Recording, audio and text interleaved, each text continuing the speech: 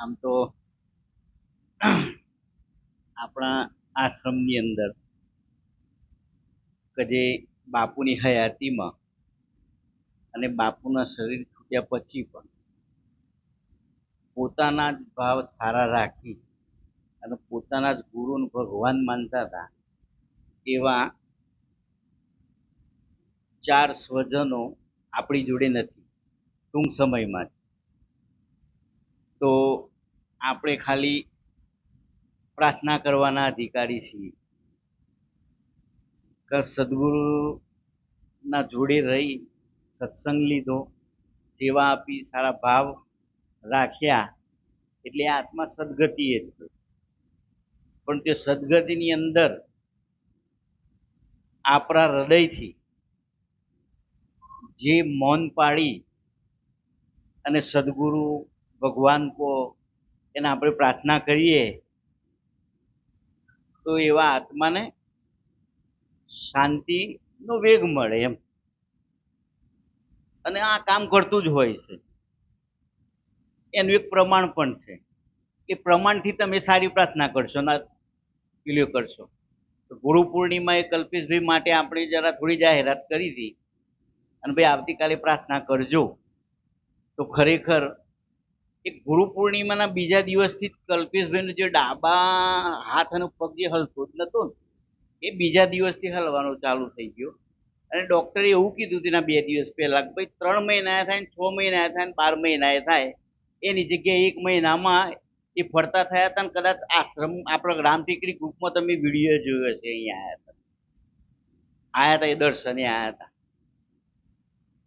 એનું પરિણામ કે આપણા બધાની ગુરુ પૂર્ણિમાના દિવસે જે પ્રાર્થના થઈ એ આપણે અનુભવીને કદાચ ગ્રુપમાં બધા વિડીયો જોયો છે, જોયું તો બસ આપણે આપણી વચ્ચેથી 4 સ્વજનો કે જે સ્વધામ ગયા તો એમાં એક રવા દાદા કે જે કાંકરોલથી હતા કે જેમને પૂજ્ય બાપુને ગાડીની વ્યવસ્થા કરી, નવી અલ્ટો. કંપની આપવાની ના પાડતી હતી કે ભાઈ 3 મહિને 4 મહિને 5 મહિને મળશે, પરંતુ 50,000 રૂપિયા ઓન આપી ફક્ત ને ફક્ત ત્રીજા દિવસે ગાડી નવી છોડાઈને બાપુને આપી હતી. એ રવા દાદા આપણી જોડે નથી. બીજું એક કચરાભાઈ ન્યાયી કે જે એમનો આખો પરિવાર અહીંયા જોડાયેલો આજે પણ છે. અને એ વખતે કદાચ બધા કામમાં મારા જેવા બધા વ્યસ્ત હતા તો બાપુ અહીંયા એકલા જ હતા, બધા આવતા હતા. પણ એમનું દરરોજ સાંજનું ટિફિન એમના ઘરેથી આવતી હતી. એવા ઘણા સમય સુધી આવ્યું એમ. અને પોતે અહીંયા આપી જતા હતા એમ એમના પરિવારનું. એ પોતે એવા કચરાભાઈ ન્યાયી. અને એક હમણાં જ ગુરુ પૂર્ણિમાએ બધાએ જ એમની મુલાકાત કરી છે કાઉન્ટર ઉપર કે જો દાનભેટ કોઈ લખાવતું તે કાઉન્ટર ઉપર દાનભેટ સ્વીકારનાર રજનીભાઈ સાહેબ કે એ બધાએ જ ગુરુ પૂર્ણિમાએ બધા એમને મળ્યા છે એમ. તો એ રજનીભાઈ સાહેબે પણ અહીં સારો ભાવ અને સેવા અને છેલ્લા 3 વખતથી હરિદ્વાર કથામાં હરિદ્વારના 15નું ગ્રુપ, 17નું ગ્રુપ એવી રીતે એ બહુ જ બધાને એમ હોંસલો આપી અને હરિદ્વાર કથામાં એમને આવી રીતે બધાને જોડી અને એક નિમિત્ત માત્ર બનીને બધાને હરિદ્વારમાં પૂજ્ય બાપુની હરિદ્વારની અંદર જે કથા થતી ગંગા સ્નાન, તો એમાં એ પોતે નિમિત્ત બને એમ 2 શબ્દો બોલીને. છેલ્લા 3 વખતથી એમને બહુ પણ સારો એવો એમ ભાગ ભજવ્યો હતો.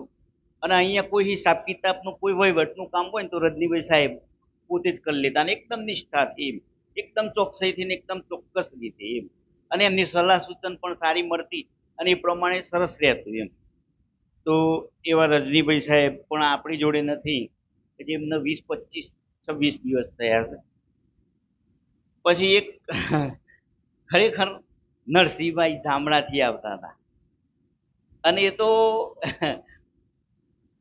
બાપ એમને બાપુના જોડે મિત્રતા હતી કે એ કોઈ સંત માનતા હતા કે એમને પોતાને જ ખબર નથી, પણ એવી રીતે જ રહેતા બાપુ હાથે, અને બાપુ એમની સેવા કરતા હતા. ખરેખર અમે જોયેલું. એક વખત એવું બન્યું હતું ને, બાપુ એટલે બોલ બોલ કરતા હતા, થોડું એમના મગજમાં કોક યાદ આવી ગયું એટલે બાપુ કીધું લો નરસિંહભાઈ આપણે બે કચરો વાળીએ એમ કઈ હાવણ હાથમાં લે ને, હું જોઈ રહ્યો હતો. બાપુના હું પગ ઉપર નાખ્યો કે માર તો ઘેરે આને હગોન તો આને હોય કેટલો નિર્દોષ માણસ કહેવાય એમ. એટલે બાપુ કી ના ના ના ના રો રો નરસિંહભાઈ તમારે ચા પીસ ચા પીસ, મને કી ચા નાસ્તો હાલો ચા નાસ્તો હાલો.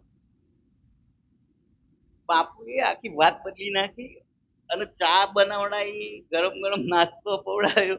એવું આ એક નરસિંહભાઈ એમ કે જેઠાભાઈ જે છે એમના ભાઈ હતા, હારા હતા, અને એ લોકોએ અત્યારે આશ્રમ માટે ભાવ હારા. પણ આ એક નરસિંહભાઈ એમ આજે યાદ આવ્યું અમારા પંકજભાઈ બધા હમણાં જ વાત થઈ ગઈ યાર, નરસિંહભાઈ કી જતા રહે કે યાર આપણા માટે તો સારું હતું એમ. એટલે આનંદ થતો એમ, આનંદ કરાવતા હતા. એટલે એક એવું પાત્ર એ તમે જુઓ તો ખરા કે અલગ અલગ એમ, કોઈ આપનાર છે, કોઈ સેવા લેનાર છે, પણ બધાના માટે ઉભા હતો. આ 4 જણને કદાચ આજે પૂછવામાં આવે ને મળી જાય તો એમ તે હું કી ખબર છે, નારું મારા માટે તો બાપુ ખરેખર એમ બહુ મોટી વાત છે હો. સંત સંત કોને કહેવાય એ નહીં એમ. નરસિંહભાઈ તો એમ જ કી બાપુ મારા માટે તો એમ. રતિભાઈ સાહેબ ને પૂછો તો ના ના હો મારા માટે. બધાને એક એમ જ લાગે